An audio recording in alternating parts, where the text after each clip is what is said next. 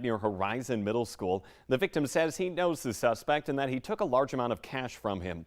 Officers then spotted 18-year-old Ahmed Abdi Hassan Jr. of Fargo near 12th Avenue and 34th Street South and arrested him after a foot chase. He's now in the Clay County Jail. It's one of North Dakota's most notorious crimes, and now a judge is refusing to reduce the life sentence for a man who killed his family when he was 15 years old. Michael Neugebauer claims that he was physically, sexually, and verbally abused by his father and now suffers from PTSD. He says he found a gun in his grandmother's attic and had it for his protection. Neugebauer used it to shoot his father, sister, and mother before reloading and then shooting his little brother at their home in Monocan in January of 1992. He says none of it was planned, but state prosecutors say Neugebauer told a different story at the trial 30 years ago. This week, a judge ruled the nature of the offense weighs heavily against a sentence reduction and that a law regarding sentence reductions went into effect after Neugebauer's sentencing was final, and it cannot be applied retroactively. Fargo's police chief says it's up to the school district to decide if they want to train teachers and staff on how to use guns to deal with an active shooter threat. The question came up at the Police Oversight and Advisory Board yesterday, where police are laying out their plans and policies on how to handle active shooting and hostage situations and bomb threats in schools. Uvalde police in Texas are being criticized for not doing enough during their school shooting, but Fargo police say they would do things differently and be more aggressive. If there is any information that there would be innocent civilians in there, that suspect is actively engaging, there's no waiting at that point. We will go in there immediately, regardless of how many people we have with us at the time. School resource officers play a crucial role in school safety by building connections and being involved with the student body. The series of long-awaited public hearings kicked off last night with taped interviews from those within former President Trump's inner circle, along with that new disturbing video of the day from that riot, along with live testimony from witnesses of the attack. The hearing of the House January 6 committee included former Attorney General William Barr saying he told the former president that claims of a stolen election were BS. The first law enforcement officer injured by rioters storming the Capitol also spoke. She has not been able to return to work since. The committee is trying to show that the events of January 6 were part of an effort by the former president to undermine American democracy.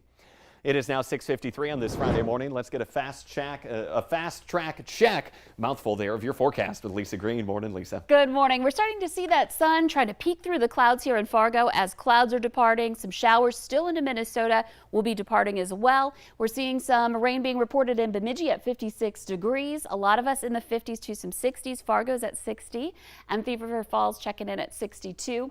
Checking out our rain, you can see showers more into Minnesota, though there are some pockets in eastern North Dakota where we have a little bit of light rain. We'll zoom in a little more right along the Becker and Monoman County line, a little more substantial shower there impacting us. And then that stretches up toward Bemidji. And again, gradually that moves eastward. We get a break just in time for midday. Temperatures will rise back to around 80 today, but we'll see more storms this afternoon and evening. So you're going to want to watch out for that if you have some pool plans or any plans to be outdoors. A look at your weekend, warming up more. We're getting into the 80s. We're going to feel that humidity return, but with that comes chances for storms again Saturday, and the potential for storms continue Sunday. You'll want to check that VNL weather app throughout the weekend. A lot of people wanting the heat, and then as soon as we get it, boom, the storms come with it. Exactly. All right, Lisa, thank you this morning. 6:54 now. North Dakota regulators are green lighting a permit for a landfill near Williston to become the state's first to accept radioactive oil field waste. The company must still obtain a $1 million bond to dispose of the material at its 13-mile landfill, which already accepts types of other waste generated by oil.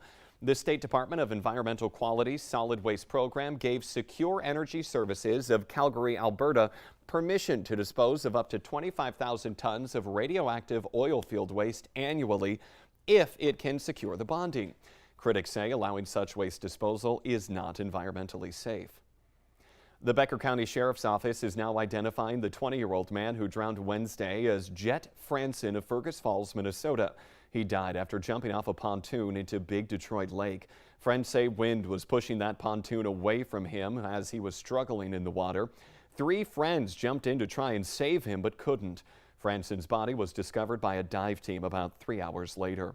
Meanwhile, friends are organizing a meal train for the Franson family. You can head to valleynewslive.com and click on this story for that information. And Franson's death is a somber reminder for all of us to practice water safety. One local swim instructor says it's important for beginners to swim face down to remain buoyant and then learn to rotate over for a needed break.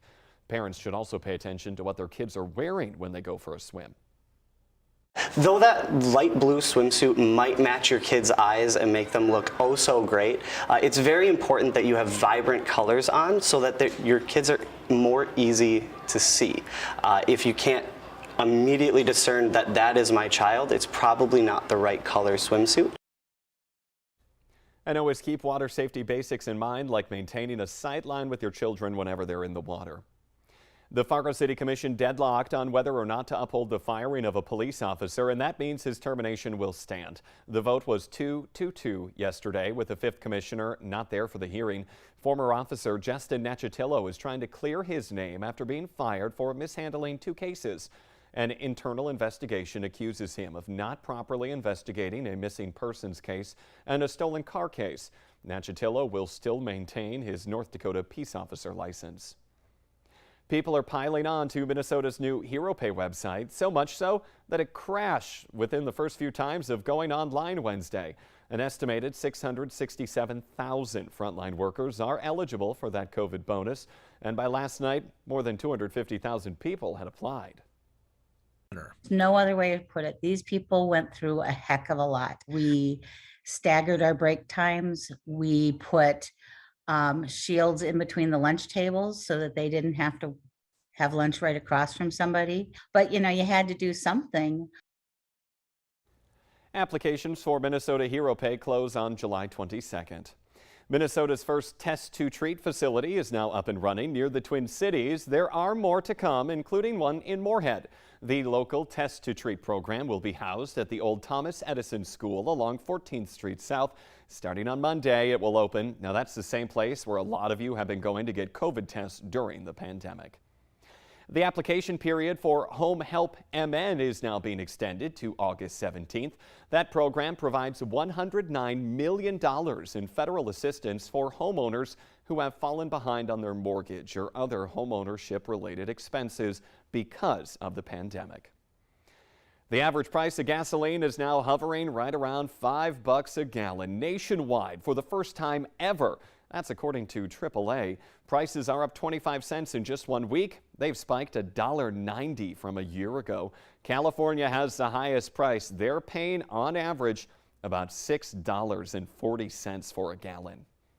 Don't forget, it's Free Park Day in Minnesota tomorrow. The state is waiving fees at all of its state parks. This is one of 4 days each year when the DNR waives that permit, but it does not cover activities like camping, rentals, or tours. Also this weekend, it's Take a Kid Fishing Weekend in Minnesota. People in the state, you have to be a resident, can fish without a license today through Sunday if they take their children 15 or younger along. The historic Bison Hotel in Fargo just got a facelift with a well-known muralist, Jules Muck. She came to Fargo from Venice Beach, California to paint this Bob Dylan mural on the side of the building.